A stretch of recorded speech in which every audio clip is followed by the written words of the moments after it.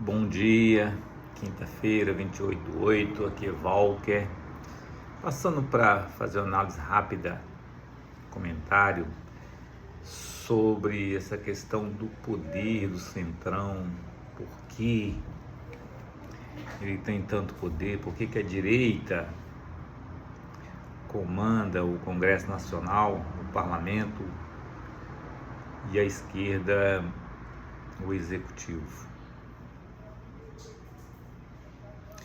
Ninguém há de discordar que desde 2002 são eleitos governantes de esquerda para o Executivo, Lula e Dilma. Teve a distorção de 2018 porque o principal candidato para disputar a eleição foi preso para não disputar a eleição. Tirando isso, a esquerda ganhou todas as eleições desde 2002. Então, vamos concordar que a população, na sua maioria, vota na esquerda. Não é uma maioria confortável, mas é uma maioria importante, que elege, não é eventualmente um candidato de esquerda, elege todas as eleições um candidato de esquerda. Sem considerar 2018, porque 2018 o candidato favorito foi preso para não disputar e o seu substituto ainda não era um candidato conhecido, apesar da grande qualidade do candidato. No entanto, no parlamento, a maioria sempre é de direita. E a gente fica pensando, mas olha, como pode, né? Isso é uma estratégia do eleitor de votar em candidatos opostos para o parlamento, para o executivo, para que um se contraponha ao outro, para que o Congresso fiscalize melhor o executivo? Não acredito nisso, não há essa conta, essa reflexão do eleitor na hora de se votar. Em minha opinião, é que há um envio equivocado para o eleitorado quando as alianças são arrumadas para disputar a eleição. Por exemplo, para disputar a presidência da República, a esquerda cede cargos importantes nas chapas para compor a disputa eleitoral. Por exemplo, cede para senador, para governador.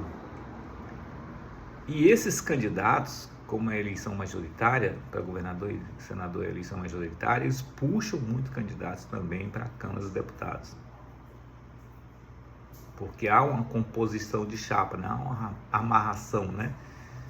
O governador monta uma chapa com candidato de apoio a senador e candidato com apoio a deputados, que vão se espalhando pelo estado para votar nessa disputa política. Então há sim um fechamento na campanha, né, entre candidatos a deputados tais. Por exemplo, 5 deputados apoiam um determinado senador que apoia um governador. Normalmente isso acontece. Principalmente quando há uma disputa só para um cargo para senador. Que a cada 4 anos tem eleição, mas o senador tem mandato de 8 anos. Então, em uma disputa, são 2 vagas para senador, no outro ano, na subsequência, uma disputa, uma vaga só sendo disputada para senador, para compor os 3 cargos, os 3 mandatos que são representados lá no Senado, cada unidade federativa. Cada estado tem 3 senadores, igualmente. Diferente dos deputados, que é proporcional, né? Eleição proporcional, de acordo com a população. Então é isso. Eu acredito que há um recado enviado para o eleitor, implícito, de que, olha, pode votar aí nesse deputado aí da direita, porque a gente faz acordo com ele aqui, a gente, na hora de montar chapa, pode votar nesse senador aí. Não é dito assim, mas é um entendimento da população. É uma explicação, na minha opinião. Já que na cúpula dos partidos, na composição dos governos, das chapas para disputar as eleições, são montados parcerias com candidatos conservadores, o eleitor faz essa leitura. E o que é que a gente precisa? A gente precisa começar a trabalhar melhor as eleições parlamentares, tanto a majoritária para o Senado, quanto as proporcionais para deputados. Dizer da importância que é votar num candidato progressista que represente os trabalhadores para a Câmara. Senão, o que vai acontecer? Como a direita, os financiadores de campanha, os grandes donos de fortunas, não conseguem convencer o eleitorado a votar no candidato dele para presidente, veja só que os candidatos da direita sempre perdem, mesmo com muito dinheiro financiando. O que eles fazem? Os financiadores financiam deputados, senadores. O que os deputados fazem? Avançam sobre o orçamento, que foi o caso do tal do orçamento secreto, do orçamento impositivo, dessa quase 50 bilhões que os deputados manejam do orçamento, porque o orçamento deveria ser exclusivo, né, do executivo para a execução do orçamento, e não dos deputados. No entanto, os deputados têm uma força muito grande em cima do orçamento, que aí eles dizem para os prefeitos que eles é que levam o dinheiro lá para os municípios, né? Então, é preciso fazer uma reflexão muito grande, porque do ponto de vista do funcionamento normal, sem considerar as picaretagens, as manobras, há um entendimento de que o Supremo Tribunal Federal, o Judiciário, não tem representatividade da população. Tem sim. Quem indica um ministro do Supremo, por exemplo, ou do STJ, o Superior Tribunal de Justiça, é o presidente da República. Quando o ministro do Supremo é indicado, o presidente indica e o Senado sabatina e vota. Então tem representatividade. Assim como eu vi hoje uma pessoa que eu respeito muito da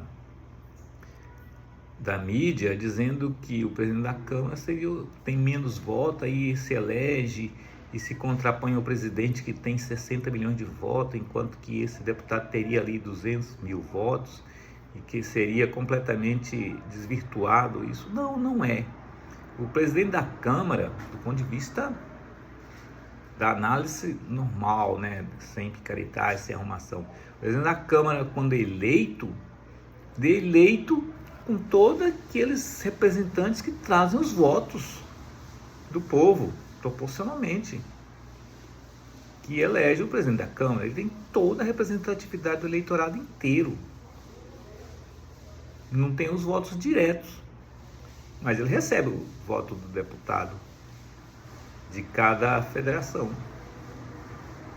Todos os deputados têm uma representatividade, o presidente da Câmara. E é o segundo da linha sucessória do país, né? É o presidente, o vice-presidente, depois o próximo da linha sucessória é o presidente da Câmara. O que eu quero dizer com isso? É fundamental esclarecer o povo da importância que é votar num deputado progressista, num senador progressista, porque eles têm muita força no orçamento. Agora, por exemplo, o governo, o executivo, o presidente Lula quer votar, já deveria ter votado desde o ano passado, um projeto que isenta a população que ganha até 5 mil de pagar zero de imposto de renda, zerar o imposto de renda de quem ganha até 5 mil reais e diminuir quem ganha até 7.500, mas o Congresso não quer votar. Por quê? Porque o governo quer compensar, tirando o que ele vai ceder para as pessoas que ganham até 5 mil, ele precisa cobrar daqueles que são bilionários. Mas como os congressistas são eleitos com financiamento dos bilionários, eles não querem votar um projeto que façam que os bilionários paguem um pouquinho, pelo menos, de imposto, em vez do povão pagar. Por quê? Porque o Congresso está representado pela maioria de deputados de direita. Por isso é importante esclarecer a população que deve-se votar em deputados progressistas que representem os trabalhadores, representem a maioria da população, e não candidatos que vão lá para as eleições cheios de dinheiro, com as campanhas financiadas pelos grandes donos de indústria, de grandes fortunas do agronegócios, grandes banqueiros sustentam a campanha deles e eles elegem deputados por causa da força financeira, elegem deputados completamente distantes, associados do povo.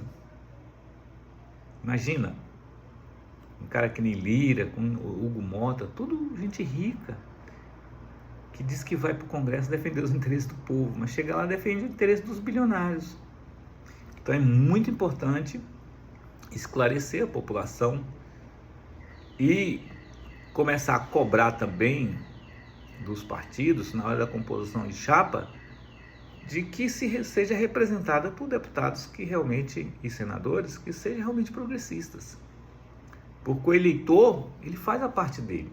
Quando ele é chamado para votar para presidente, normalmente elege desde 2002 presidente progressista, que representa os trabalhadores.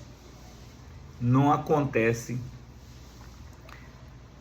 no Congresso de eleger deputados progressistas nessa maioria, que na minha opinião são enviados sinais dissonantes, contrários para a população quando são montadas as chapas. A informação, quando é montada a chapa, implícita, de que não é tão importante escolher um deputado de esquerda. E não é verdade, é importantíssimo, principalmente por causa da força que tem o parlamento sobre o orçamento e sobre o projeto das leis que protegem o povo trabalhador, a maioria da população brasileira. É isso. Um abraço para vocês, bom fim de semana.